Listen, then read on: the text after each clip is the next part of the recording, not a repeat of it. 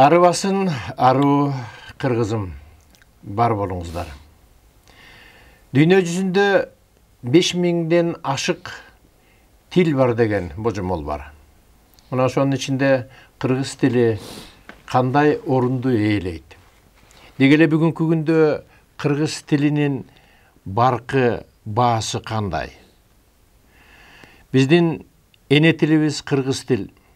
Ошону менен катар официалдуу тил орус тил. Эне тилибизди унуткандайбыз.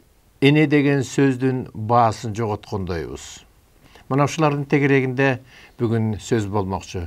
Бүгүн биздин коногубуз Кыргыз консерваториясынын итальян тили боюнча ага окутуучу, филолог, лингвист Жаңыл Турузбаева эжекебиз. Саламатсызбы? Саламатсыздар. Куш келипсиз. Рахмат. Мына ушул тил маселеси жөнүндө бүгүн сөз козгойлу деп турабыз. Сиздин университетте орус тили, кыргыз тили факультетин бүтүп, азыркы күндө котормочудо болуп иштеп атпсыз. Италиянын бүгүнкү күндө консерваторияга канчалык кереги бар? Биздин консерваториягабы? Биздин консерваторияга аябай эле кереги, итальян тилинин кереги бар. Себеби бул балдар арияларды Италия тилинде ырдашат да. Анан алар сөздөрүн түшүнүшү керек. Анан баягы сөздү түшүнүп атканда баягы жүрөгүңдөн чыккан баягы ырчы ошол өзүнүн маанисине толугураак ээ болот да. Ал эми сөздү түшүнбөй эле ырдай берсең, анда эми өзүңөр билесиңер, сөздүн мааниси кандай экен. Сиз билесиз, сөз улук. Деги баарыбыз билебиз. Бүгүнкү күндө ушул тил маселеси кайсы жерге барбаңыз жарнактар илинип турат. Орусча, англисче. Ооба. Анан кыргызча кээ бир эле жерлерде болуп турат да. Мына ошолордун бардыгын кыргыз тилине которуп, англис тилинен дегенин баарын кичирейтүүбү же азайтуу, ушул маселе өтө бир орчундуу маселе да болчу. Ушуга сиздин көз карашыңыз кандай? Эми мындай да, эми азыр Бишкекке кирип келгенде, мен чет жерде көп жыл жүрүп, азыр келип, чын-чынына келгенде кыргыз тилин көргөн жокмун көпчүлүк убакта. Бүт эле англис тилинде, анан орус тилинде жазылат. Анан бирок биздин менталитет жок. Шаарга келген адамдар, шаарга бир ички миграциянын эмесинин негизинде тияктан айылдардан келишти. Анан айылдыктар келип эле ошо англис тилин өздөштүрүп, же болбосо кыргыз орус тилин өздөштүрүп алган жок да. Анан ошон үчүн кыргыз тилин мындай кичине өркүндөтөлү десек, анда ошол англис тилиндеги сөздү кыргыз тилине которуп, ошондой кылып жазыш керек. Мисалы, кечээ күнү бир жерде жарнакта митип жазылып турат: сервисное обслуживание деп. Вообще сервис — это само слово обслуживание. Анан масло масляное, бутерброд с маслом болуп калды да. Анан ошону кичине ойлонуп туруп анан которуш керек да. Негизи жарнактардын котормолорунун баары күлкүлүү. Аябай, өтө күлкүлүү. Бирок баягы орустар айткандай, все это было бы смешно, когда не было так грустно. Мен кыргыз тилине ушунчалык күйөм, себеби мен кыргызмын.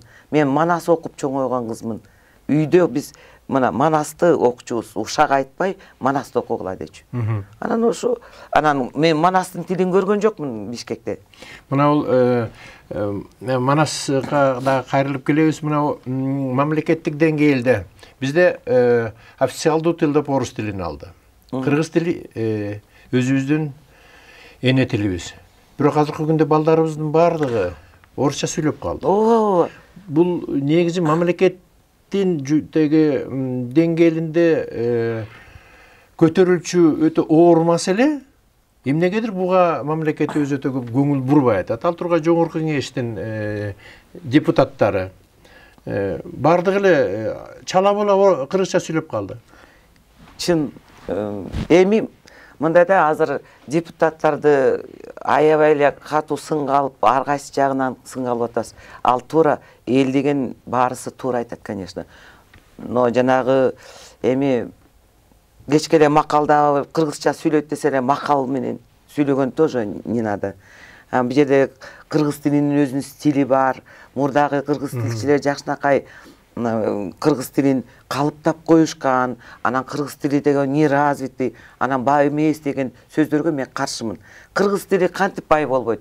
Бул Манас деген эпосун эгерде момундай жүгүртүп жипке айлантсаң, ушу жер шарын 6 жолу мындай курчаса болот экен. Анан ошо Манастын тили кантип эле неразвитый болсун. Просто адамдар өзүнүн тилине өзү жакшы олуттуу мамиле кылбай аткандыгы бизди өкүндүрөт мисалы. Анан тиги депутаттар болсо ар кандай сүйлөйт. Жок, мен азыр чет эл жактан келип кубанып атам, депутаттардын баары кыргызча сүйлөйт. Бирок ал кыргызчанын мындай официалдуу деген стили болот. Мындай өлүң көрөйүн деген стили болот. Мындай эки аял ушакташып аткан стили болот. А бизде болсо депутаттар мындай бир жалпак тил менен айтканда жөн эле макал лакапташып сүйлөп атат да. Бизде биринчи президентибиз Аскар Акаев мынтип сүйлөчү да. Мен ойлойм депчи. Мен ойлойм деген ошондон бери мен кыргызмын дегенден баары эле мен ойлойм деп. Муну менимче деп эле айтчу да, жөн эле. Вот. Менимче деп эле айтчу. Анан азыр мен ойлойм деп калдыбы элдин баары. Ошол эми баягы балык башынан дегендей, айма айтпай эле коет. Балык башынан дегенде бул депутаттардагы бүт барысы эле кыргыз болуп турса деле, тиги аябай эле кыргыздын кайнаган жеринен ат баштан келсе деле мен ойлойм деп сүйлөшөт. Ал деген неправильно. Жанагы орус тилинен я думаю, что в Кыргызстане скоро настанет прекрасная жизнь дегенди туп-туура түз которуп коюшкан. А кыргыз болсо мен келечекте Кыргызстан жакшы өсүп өнөт деп ойлойм деп эң аягында коюш керек. Себеби кыргыз тилинде жакшынакай бир правила бар мондай. Кыргыз тилинде баяндоочтор сөздүн аягында келет деген. Бул правила. Бул деген эки жерде экидей эле жадыбалга тутуп коюш керек. Бир эле милиционер көчөдөн бир интервью алып атканда ошол бир жолу айтты да. Мен ушундай кылбаса экен балдар деп ойлойм деп аягында сүйлөгөндө мен аябай сүйүнүп кеттим да. Наконец-то бир кыргыз наш болсо депчи. Анан ошон үчүн ушуну мындай тиги шаблон кылып алышты да, бүт бары. Это неправильно, это стилистически, синтаксически неправильно, потому что биздин кыргыз тилибизде менен баяндоочтун өзүнүн фиксированный эмеси бар, орду бар. Баяндооч сөздүн аягында турат, сөздүн башында турат. А орус тилинде болсо баяндооч пришла зима деп коет, мисалы. Или зима пришла, все равно пришла. Биз бүгүн отуруп дагы эле болсо сиз менен биз орус тилин сөзсүз аралаштырып атабыз. Эмне себептен? Эми кечирип коюңуз, мен өзүм биринчи окуп бүткөн окуум бул орус филологиясы болчу. Анан кийин талас үстү көп жүрүп дегендей орус филологиясынан кийин кыргыз тил 83-жылдары мамлекеттик тил болгондо биз барып тиги 92-жылы университеттен 10 ай окудук. Дагы экинчи кыргыз тилчи диплом. Бирок мен мындай эме айтпай эле коеюн, бирок кыргыздын кайнаган жеринен чыккам. Бала кезимден эне тилим кыргыз болгондуктан, кыргыз тилин аябай жакшы көргөндүктөн мен кыргызча гана сүйлөйм. Бирок эми өзүмдүн кесибиме байланыштуу жана жашоого байланыштуу ушундай кээде өзүмдүн оюмду кээде орусчаны аралаштырып кетип мага кечирим сурайм. Тиги сиз англис тилин, орус тилин, кыргыз тилин, итальян тилин билет экенсиз. Ооба, билем. Менимче ушул көп тил билген адамдар кээде сөзсүз түрдө орус тилин кошуп кеткен байкайм да. Ооба, мындай баягы эл аралык тил катары ошонун ой жүгүртүүнүн жеткиликтүү болсун үчүн айтылып кеткендей сезилет. Мына билим берүү министрлиги ушу балдарды окутууда бүгүнкү кандай акыбалы? Бүгүнкү акыбалы кандай? Ошо канчалык деңгээлде көңүл бурулуп кетет? Бүгүн балдардын баары онлайн, анан офлайн деп эле сүйлөп калышты да. Эми ушулга болгон мамилеңиз? Бул өтө өкүнүчтүү да. Эми бул пандемия биздин бүткүл дүйнөнү баскан бир аябай эле жаман илдет болду да. Анан анын артынан биздин балдар дагы ушинтип кыйналып канчалаган адамдар, асыл кишилер өтүп кетишти. Эми баягы Кудайды оозубузга ала жүрөлүк, Кудай сактасын, мындан ары биздин жашообуз жакшы болот деп ойлойм. Эми жаңы президент болду, жаңы министр образования, билим берүү министрлигине жаңы министр келди. Анан эми сөзсүз түрдө эле жакшылыкка үмүттөнүп, жакшы нерселер күтөбүз. Бирок онлайн деген болбогон эле окуу. Ага мен эле жаңгыз эмес, бул Москвасы деле, тияк буягы деле бүтүп баары осуждать этет. Даже ата-энелер байкуштар, ой, мугалим болуп иштеш деген кыйын турбайбы дейт. Мугалим болуп иштеш, конечно, кыйын. Анан эми мугалимдин аброю жөнүндө өткөндө бир берүүлөрдү окутабыз. Мугалимдерди тиги балдар даже келекелеп, тамашалап, бир энекеси болсо, бир окуучуну жетелеп келип туруп, мугалимди урушуп, менин кызымды урушпа, сен кимсиң деп тиги эшикти тээп кирген имиш. Муакта бир Бишкекте бир мектепте. Ата-энелер, айданайындар, бул биздин турмушта дегеле адам баласы ушу билим ала баштагандан бери тиги уборщицадан баштап президентке, ханга чейин бүт баарысы мугалимден билим алышкан. Мугалимдери илгери аябай эле бийик тутушкан. Анан эми азыр мугалимдин аброюн ошо ата-энелер биринчи тиги коргоп, анан балдарын айтып, ой, сен деген мугалимиң бул деген деп ошентип айтып. Анан өкмөт менен партия бизге мугалимдерге акчабызды, маянабызды көтөрүш керек обязательно. Анан кызыкчылык, эч кандай коррупция болбойт. А то мына вуздун мугалимдери, мен вузда иштеп атып эле кетип калгам илгери. Революциядан кийин мен бүт баарына аябай чарчап кетип калгам. Же взятканы нормально ала албасам, уялсам, эртең келип балдарга кантип билим берем деп, эми майда чүйдө чокой болор болот. Ошондо да уялып, себеби бизде үйдө тарбия күчтүү болгон. Бу илгери бизде мына маселен бизде мектептен эле тарбиялачу, анан көчөгө тарбиялачу. Ата-энелерибиз эртеден жумушка кетип, кечинде келип, комсомол партия деген улууларыбыз эле тарбиялап, комсомол теги пионер дегенде ошолор болуп келген. Мамиле жөнүндө абдан туура айтып атасыз. Мына мен билишимче медиа институтта баштагансыз өзүңүз же? Жок, мен тиги эми Киртактан баштаган, медиа институттан жогорку окуу жайында мугалим болуп калдыңыз. Ооба.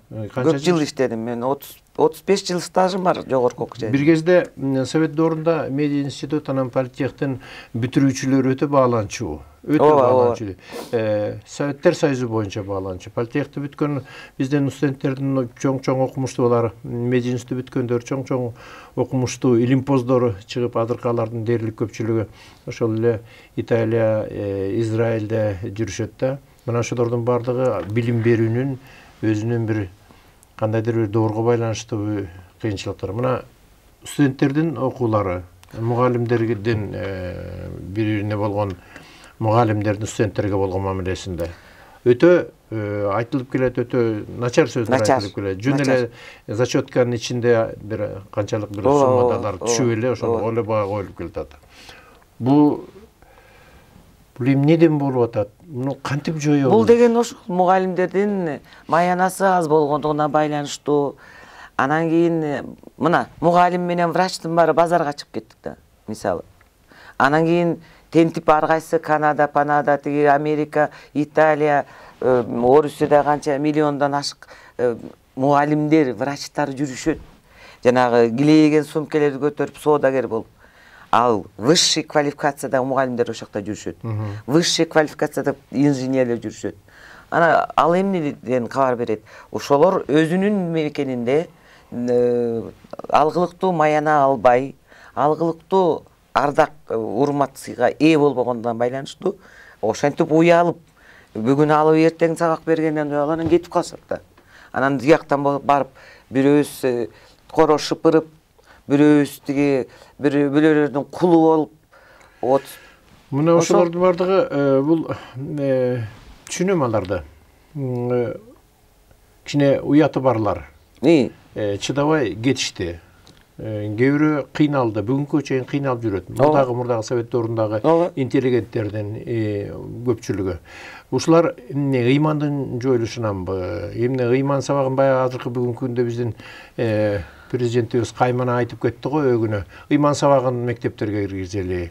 Негизи ушуга сиздин көз карашыңыз? Эми мындай да, тарбия үйдөн башталат. Баягы үйүңдөн эмне көрсөң, уядан эмне көрсөң, учканда ошону кыласың деп биздин үйдө ушундай тарбия берчү. Ушакты такыр сүйлөтчү эмес. Манас эпосунун трилогиясын Сейтек Семетей Манасты коюп койчу. Кечинде чай ичкенден кийин баарыбызды Манас окутчу. Кечке Манас. Анан ошентип биз Манасты окуп, кыргыз тилин сүйүп, ушундай чоңойгонбуз. Мисалы менин үй бүлөмдө. Анан ыйман ыйман сабактарын азыр киргизебиз. Мына азыр бияка келсең, бүт эле дамбал кийип, жана Пакистандын эмелерин кийип алышып, кыздарыбыз болсо чадыра жанагы эме чүмбөттөлүп, ошол дагы эме ал деген Куранда деле, мен чоң атам молдо эле, Куранда деле мындай аз мындай өйдөдөн ылдыйдан өйдө эле мындай ортороок эле бир эле тиги эмесин Куран окуп, кичине мындай бата кылып, куймак бышырып, кичинекей кылып ушундай эле эме кылчубуз. Анан азыр болсо бир жерге келип алышып, тиги ар кайсы жактын ар кандай течение дагы мугалим эме тиги молдолор келип алышып, анан балдарды баарын дабатка чыгарып, алардын баштарын айлантып, 16-17 жаштагы балдар килеген абышкадайлардай болуп, сакалдарды өстүрүп, что за вид вообще? Мындай эми кыргыздын костюму кандай сонун? Улуттук. Анан ыйман сабагынын мектепке киргизилишинин кереги жок. Себеби мечиттерди куруп туштаптыр. Эгерде эми ар бир өзүнүн кудайы бар жүрөгүндө. Кудайы бар деп эле үйрөтүш керек. Мен үчүн кудай, например, жаратылыш. Мен ушул жаратылышты биз сыйласак, эгерде эч кимге жамандык кылбасак, бирөөнү өлтүрбөсөк, калп айтпасак, бирөөгө атайын өчөшпөсөк, анда жакшынакай эле ошо жаратылыш бизге жакшы таасир берет да. Анан кийин эле бир киши тиякта барып, молдо бизди карап алып эле таягы менен митип көзөп турат деген болбойт. Анан молдолук ар нерсе чени менен болуш керек да. Ооба, абдан туура, ар нерсенин чеги менен болуш керек. Динге берилбеш керек.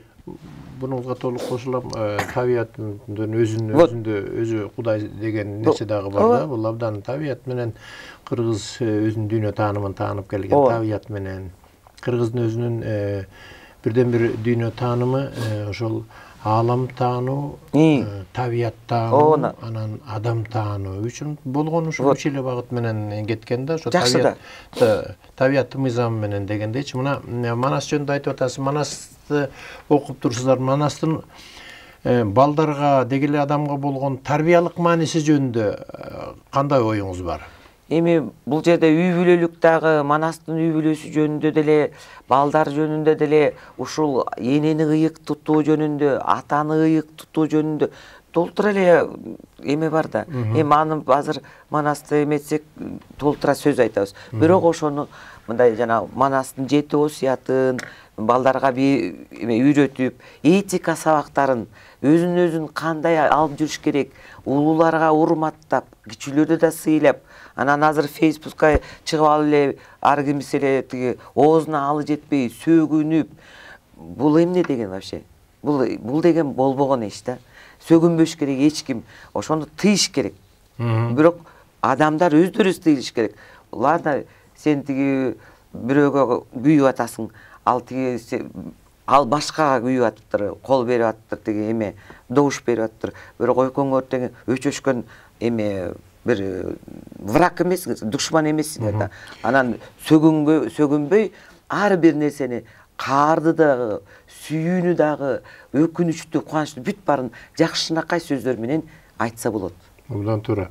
Эми бул телефон, Facebook, интернет деген нерсе адамдын бардыгынын айнытып койду деген түшүнүккө кээде келем да, айнытып койду. Азыр телефон кармагандын баары өзүнүн оюн, өзүнүн немесин ушул Facebook'та, интернеттерге жөнөтүп атып, адам кай жагында чындык, кайсынысында калып эмнекенин билбей калып, башы адашып калды адамдардын. Бул эми Аны адам баласы өзү тандап, өзү талдап алыш керек деген оюм бар да, адамдын көкүрөк дили. Баса дил десе 2001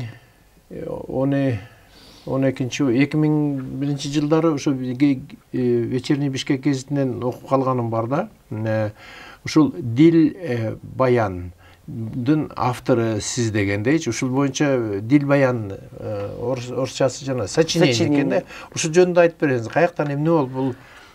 Мен эми университетте иштеп, студенттердин, анан балам лицейде окугандан алардын дагы сочиненияларын анда 48 сочиненияны бир түндө отуруп алып текшерип отурам. Анан Баланчаев Түкүнчөнүн сочинениясы, Алтынбеков Болотбектин сочинениясы. Мен өзүм орус тилинде сочинение деген орустарга дагы мындай кичине татаалыраак сөз да. Анан байкуш кыргызга сочинение. Андан башка эчтеке вот. Анан мен ойлоп койдум, ушул сочинение деген сөз кыргызга өтө эле трудно экен. Ушу бир сөз жокпу? Анан кечке ойлондум. Саат 4-кө чейин ушу кечке ойлондум. Анан кийин сочинение деген бул повесть от души. Орусча. Анан душа деген дил, а повесть деген баян. А почему мне вот это не написать деп? Мен 31 мартта ошо үйгө жумушка бардым дагы сразу. Кеңешбек Асаналиев, Омралиев деген жакшынакай агайларыбыз бар эле, ошолордун Закиров агай өтүп кеткен, анда ошонун барысына барып эле, мен бир бала төрөдүм десем, баары ка деп күлүп калышты да. Эмне бала деп? Я говорю, дил баян деген бала төрөдүм десем, анан и всем понравилось прям сразу. И сразу говорит, давай, ты жайылтып дил баян деп айт. Мына азыр теги ат башыга барсаң деле дил баян деп жазып атат. Минтип карасаң да дил баян деп жазат. Италиядан бир кыз Калериде дил баян деп жазып. И мне, например, понравилось. Мен аябай өзүм горжусь ошол сөз менен. Эми баягы андай сөздөрдү толтура эле издеп тапса болот да. Ооба. Анан эми о светтик деген сөздү аябай катуу баягы күнү эме кылып атышат. Светтик дегенде убирать этпейт. Светтик дегенде убирать этпеш керек. Светтик дегенде ойлонуш керек. Мен ошонун үстүндө азыр ойлонуп атам да. Ушул светтик өлкө дегенди бир сөз табыш керек. Же табылбаса кичине мындай бир адемдеп кыргызча кылыш керек да. Анан баарын эле кыргызчалата беребиз деген бул туура эмес, конечно. Ооба, ал үчүн элге толугу менен сиңиш керек. Мына 95-жылдан бери агай, 95-жылдан бери ушул сөз азыр сиңип элдин баарына, мына сөздү аздектеп, сыйлап, анан элге киргизсе, анан эл жакса, ошону алып алат. Ал эми сыналгы менен үн алгы үйдө чай ичип отургандагы сөз болуп калды. Себеби латин тилиндеги телевизор, анан кийин радио деген эметип кетти. Латин тилинен келгенби? Телевизор? Телевизор. Теле это грек тилинен келген. Теле это далеко, визор это видеть. Анан далеко видеть деген да телевизор. Ооба, ошол 90-жылдары, 80-жылдын аяктарында ошол үн алгы, сыналгы деп чыккан. Анан ошол убакта чыккан дарек деген сөз бүгүнкүгө чейин колдонуп калды. Дарек деген жакшы сөз да. Адрес дегенден көрө. Дарек биринчи күндөрү мен дагы ушу кабыл ала албай жүрдүм. Дарек депчи. Дарек жакшы. Бирок орношту. Себеби бул өзү мындай өзүнүн керемет, сөздүн өзүнүн керемети, касиети бар окшойт. Конечно, сөздөрдүн касиети бар. Мындай жакшы сөз айтса, адам аябай эле жыйып калбайбы? Анан кийин кааргап эле тиги уруша берсе, ошол дагы мындай все трансформируется, материализуется. Аны ошон үчүн жакшы сөздү көбүрөөк сүйлөп, жаман сөздү азыраак сүйлөсөк, бири-бирибиз сөкпөсөк, биримдикте болсок, оштук дебесек, каштык дебесек, көлдүк дебесек, баарыбыз кыргызбыз. Кичинекей эле жерде жашайбыз. А бир тетиги чет жакка да жүрүп келдим айланайын. Тозок деген ошол жакта экен. Ал Италия деген тим эле укмуш жер деп тим эле. Эми, конечно, укмуш жер. Эс алып барса болот 4-5 күн, же болсо 1 ай. Бирок монтип иштеп, биздей болуп кыйналып, А жерде деген свет кымбат айланайындар. Ошо барып айлай койгула жолдоштор. Эч жака үйүңөрдө эле жашап, ушу кыргыздын жеринен өткөн жер көргөн жокмун. Чын айтып атам. Тоосу десе тоосу, суу седе. Мына суу иче албайсың тияктан, крандан. А бияктан болсо кранда 600 метр тереңдиктен биздин крандан ошону дагы эме кылып анан кийин суу сатып ичесиңер. Тазалап да. Биздики таптаза да бүт барысы, абасы да таза. Ошон үчүн жерди, элди, тилди биз баркташыбыз керек. Бүгүнкү күндө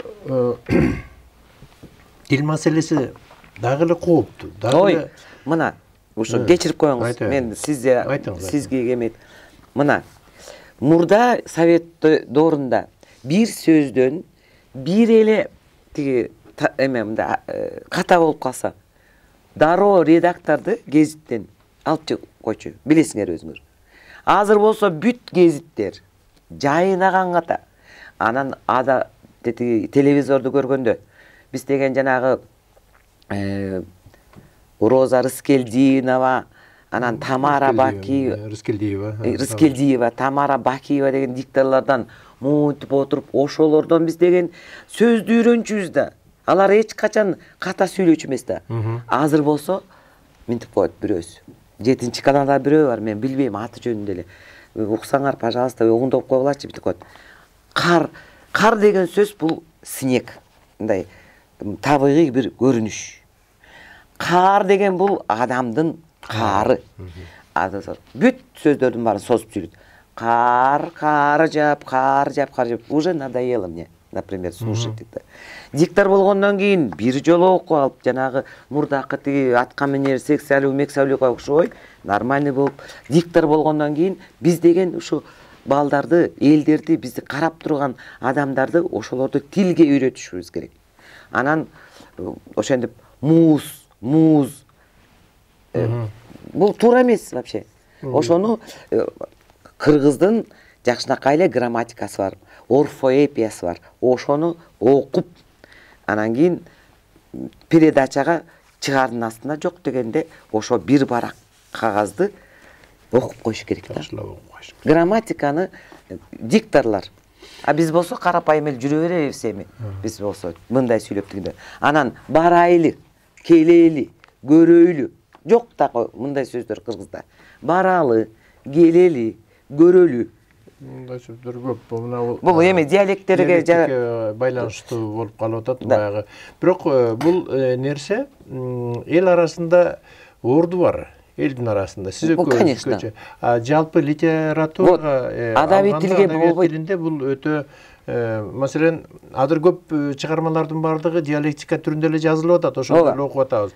Бир четинен бул эми жакшыдай көрүнөт. Айтайын дегеним, жакшы бул ошолорду дагы билиш керек, ошолор менен дагы мындай орду бар дегендей, баарлашып, сүйлөшүүгө, карым-катнаш болгонго кандайдыр бир деңгээлде мына бул түштүк тараптагы же таластагы тилдердин билиш керек. Билиш үчүн конечно. Билип, ошолорго болгон мамиле. Буларды тек кана карама каршы коюудан алысыбыз. Бирок адабият тили бирөө эле болсо деген. Эми мына кыргыз тилчилерге, биздин адабиятчыларга чоң рахмат, биздин жазуучуларга чоң рахмат. Мисалы Чыңгыз Айтматов, Түгөлбай Сыдыкбековдордун эмелери, китептеринде накта кыргыз тилинде жазылган. Себеби кыргыз адабий тили түндүк диалектин негизинде адабий калыптанган. Анан эми диалекттер болсо, бул өзүбүздүн ички мындай тилдин байыш ички булактары болот да. Ошолордон жакшынакай, мисалы бал деген сөздү биз бал эле дей бербей, асел деп деле койсок болот. Жакшынакай сулуу сөз, мисалы кооз дегендей угумдуу да, жугумдуу сөз.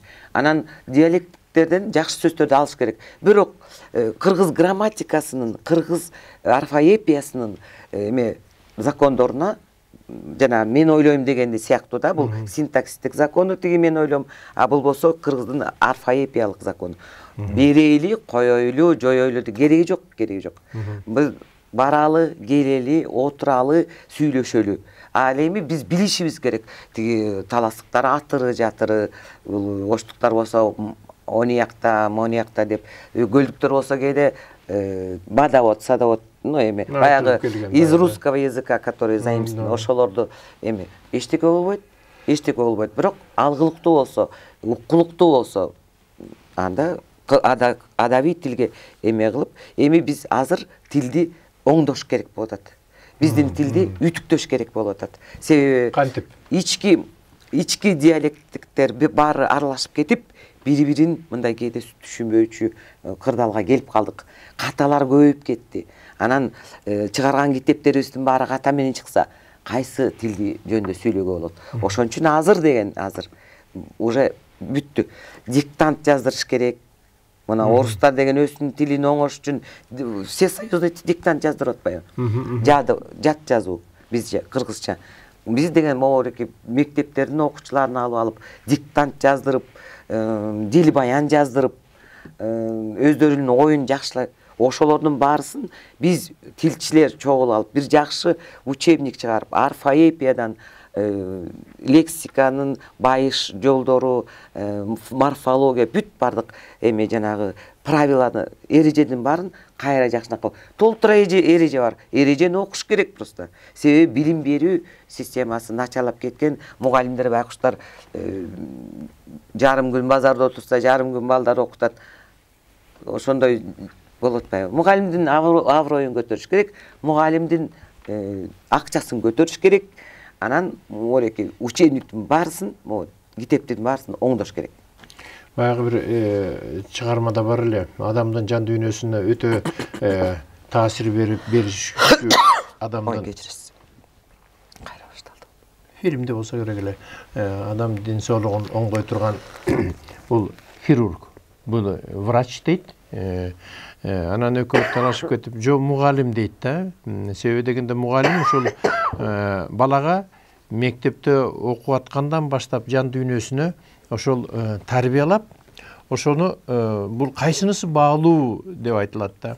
Ден соолукту сактап калган дарылаган врач, анан тарбиялаган мугалим дегендейчи. Анан бул нерседе албетте азыр медицина кызматкерлерине, билим берүү кызматкерлерине, ошондой эле жанагы айтылат милицияларга деген. Ушул эң өзгөчө ушул адамдарга, врачтарга, мугалимдерге, милицияларга зарплатасын көбөйтүү программа. Себеби дегенде бирден бир адамдын ден соолугун, мыйзамын, жан дүйнөсүн, коопсуздугун сактаган ушулчу деген нерселер бар да. Бул абдан туура.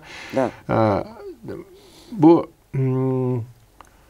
бирок ошону менен эле зарплатаны көтөрүп кетүү менен эле оңолуп кетеби же дагы бир нерселер керекпи? Эми билим, ар бир мугалим өзү күндө китеп окуп, күндө өзүнүн тиги эмесинчи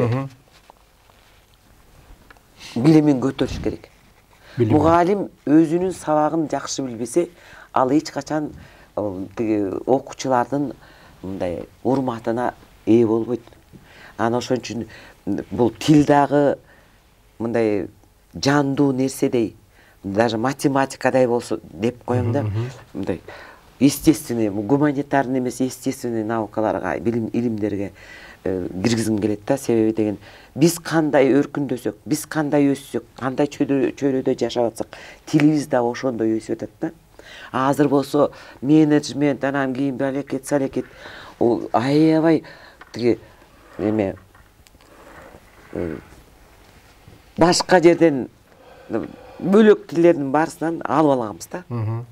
Аны эч ким түшүнбөйт. Мына бул кыргыз чалат, мен баарын эле кыргызчалата бергенге мен каршымын, бирок мындай кандайдыр бир деңгээлде буларды жок дегенде описательно түшүндүрүш керек да. Бизге бүгүн мерчендайзер керек дейт. Ал ким? Ал. Логистикалык жумушкерлер керек дейт. Ал ким? Логистика десе логика экен деп ойлоп каласыз да. Логистика бул груз, например. Аны элдин баары тилчи эмес да. Бул нерсеге жакында мен Кытайдын бир жазуучусу кыргыз Макеле Көмүрбайдынбы бир же ушул бир китеп окудум да. Анан ошол китепте аягында жана биздин сөздөрдүн баарын орусча, кыргызча аралашып кеткен сөздөрдүн баардыгын кыргызчалаптыр. Анан бүгүн алардын баарын алып келбедим. Анан өтө маанилүү ошол эле бүгүнкү биз колдонуп келаткан технологияларды ошол кыргызча түрлөрү, кыргызча уңгулары бар экен. Ошо менен чыгарыптыр да. Мына чындыгында эле ошону кайра карап чыгып, ошону биздин адабиятка киргизип, тилибизге байытыш керек болуп атат. Ошондой эле тил Кытайдагы кыргыздар, Алтайдагы кыргыздар, ал жерде дагы өтө мындай маанилүү сөздөр бар да. Маселен бизде аял дейт, Алтайда эпчи дейт. Эпчи, караңыз, эптүү, эптебиет бар дегендейчи. Бул андай көп сөздөр бар да. Анан ушулардын баардыгына чындыгында бул туура айтып атасыз, ушул билим берүү министрлиги мамлекеттин деңгээлинде ушул сөздөрдүн баардыгын колдонулуп, өзүбүздүн тилибизди сиз айткандай Манастагы толуп тура сөздөрдүн баардыгы колдонулбай келет. Вот. Булам барган сайын тилибиз жарды болуп баратат. Сүйлөгөн сөзүбүздүн баардыгы жарды болуп баратабыз. Анан мен ошолордун баардыгын кайра кандайдыр бир мамлекеттик деңгээлде ушунун үстүнө иштесе абдан жакшы болот. Тил комиссиясы бар.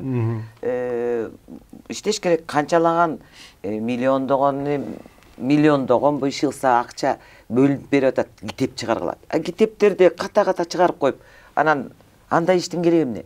Ал ошо китептерди кайра оңдоп чыгарып, жакшы авторларды алып келип, конкурстук түрдө именно өзүнүн тиги тилин, өзүнүн методикасын, өзүнүн тиги сабагын жакшы билген мугалимдерди тартып, ошолор менен кошо чогуу бир учебник жазыш керек, мындай китептерди жазыш керек да. Анан эле мен автормун деп эле, анан мынтип эле тиги бирдеме эле жазып койсо, ал болбойт да. Жакшы, бизде жакшы мугалимдер бар. Жакшы адамдар бар, окумуштуулар. Бирок мына тиги турмуштун айынан ар кандай жакка чилдей тарап, мына азыр бүт барсын чогултушсуң. Илгери эме деген бар болчу. Переквалификация учителей деген. Могу билим берүү министрлигинин астында атайын бир еврей катын, ой кечиресиз. Тиги бир еврей аял заведующий болчу. Бирок ош жерде тиги кайра даярдоо мугалимдер келчү. Областтардан, райондордон келчү. Ош жерде мен да лекция окуп калдым, лекция эме боюнча, синтаксис боюнча бир окуп калдым лекция. Мен тиги эмеде иштеп жүргөндө маданият, билим берүү министрлигинде 1 жыл иштедим. Жакпай койду конторский, анан кетип калдым деген студенттерге. Илгертеден Советтер Союзунун кыйратуу, Советтер Союзун талкалоо боюнча көп программалар чыккан. Анан ошолордун баардыгы бүгүнкү күндө өзүнүн максатына жетти. Советтер Союзу урады, Анан ошол жерде бир нерсеси бар. Эң биринчи дейт, билим берүүнү коррупция кылыш керек, билим берүүнү аракет кылыш, талкалаш керек. Себеби дегенде жаман окуп мединститутта бүтсө, андан жакшы хирург чыкпайт. Жакшы окубай строительныйды бүтсө, жакшы үй курбайт. Дегеле эң биринчи мындай соккуну, алардын соккусу билимге. Канчалык билимин төмөн кылган сайын бардык адамдын аң сезими дагы, кылган иши дагы ушунчалык төмөндөйт дагы, анан жоюлат деген. Туура. Мына азыр жойдуруп тиги мечиттерди куруп коюп, аякта балдардын башын айлантып атат. Мектептин билимин көтөргөндө анда ошо балдар деген жакшы билимдүү болуп, мына биздин кыргыз балдарына мен чоң рахмат, жаштарына. Тетиги чет өлкөдөн барып окуп келип атышат. Баягы күнү канча пандемия болгондо канча жигит тиги жардам беришти. Тетияктан Америкадан, каяктан бүт акча чогултушуп биздин кыргыздарга жардам беришти. Мен ошолор менен горжусь. Бизде мондай молодежь. Азыр мен концерт, мен өзүм музыкага кичине жакыныраак адаммын. Ошо концерттерин көрүп атам азыр. Тим эле тетиги англистер, тетиги италиялар бүт баары ырдагандын баарысын ошонун тилинде ырдап атышат жакшынакай эле. Анан биздин жаштар эмне башкалардан кем бекен. Биз деген ошо жаштар көтөрүлсө, биз көтөрүлөбүз. Рахмат. Жаңылжа, анда сизге бир 2 мүнөт көрүүчүлөргө деги эле өзүңүздүн ойгон бүгүнкү тил маселеси боюнча кыска оюңузду билдирсеңиз, анан ошо менен биздин убактыбыз чейин жетип туруу. Эми бул тил маселеси, мен өзүм тилчи болгондон кийин мени өмүр бою эле ошо тиги кайра куруу болуп кыргыз тилинде сүйлөй баштаганда, кайра сандыкка салып койгон тилди кайра кичине четинен чыгара баштагандан баштап эле ошо тил жөнүндө өтө көп ойлонуп, тил жөнүндө мына тыныш белгилер, тил бул деген эме мына могулардын баарысын жаздым мен. Бирок мына кыргыз тилиндеги тыныш белгилери аны дагы чыгартпай атып араң чыгартышты. Бирок азыр деген биз баарыбыз эмне кылыш керек? Биз баарыбыз тилчилер, ошо өзүнүн тилине күйгөн, элине күйгөн адамдар, билимдүү, илимдүүлөрдүн баары чогулуп туруп, бирибиз сын такпастан баарыбыз чогулуп туруп, биз кыргыз тилибизди оңдош керек. Жана Көрөйлүү Барайлыдан баягы Жакшынакай эле Манастын тилин, Чыңгыз Айтматовдун тилин, Түгөлбай Сыдыкбеков, жоксо Маликов, кайсы эмелер бар. Диалекттен болсо тиги Касымбеков төлөгөн, Касымбек сынган кылыч как вот прекрасно жазылган, мисалы, ошонун баарын эме ошол тилдин баарын алып келип, анан ошонун негизинде биз тилдин лексикасын иштеп чыгышыбыз керек. Байытуу жолуна сөздүк түзүш керекпи жаңыча? Сөздүк түшүш керек, лексикалык, фразеологиялык сөздүктөр жетишпейт, мисалы, синонимдердин сөздүгүн кайра иштеп чыгыш керек бүт баарысын. Мына Илимдер академиясында тил институту эмне кылып отурушат, мисалы. Вот иштеш керек ушунун үстүндө. Рахмат, урматтуу телекөрүүчү, бүгүн биздин мейманыбыз филолог лингвист, Кыргыз консерваториясында итальян тилин ага окутуучусу Жаңыл Турузбаева эжебиз болду. Чоң рахмат бүгүн келип ушинтип эфирге катышып, өзүңүздүн дил баяныңызды элге тартуулаганыңыз үчүн. Көрүшкөнчө сак саламат болуңуздар. Арыбасын аруу кыргызым.